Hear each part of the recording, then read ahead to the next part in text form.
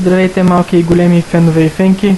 Ви отново сте с колонката на Стако и както ви обещах в предния епизод, ще ви покажа един фокус с карти, за който ще ми асистира Косьо Генов.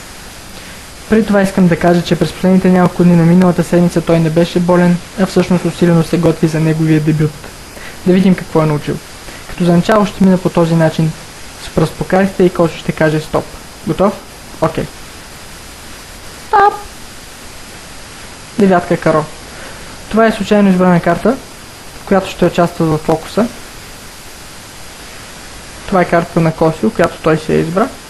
Всъщност нека да я извадя от тестето, за да я виждате по-добре. А сега идва неговия момент, неговия номер, неговия дебют.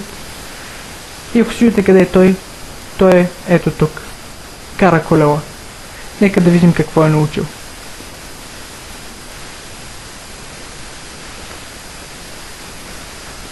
Той започва да върти педалите, прави едно кръгче, вижда, че има нещо между спиците, спира се, вади го и това е девятка каро, неговата карта. Това беше от нас за този месец, от мен и от Косьо Генов. Ако се чуете как може да станете асистент или асистентка за предпочитане, пратете ми един имейл. Нужно е да изпратите единствено актуална снимка. Нищо повече. Предварително ви благодаря.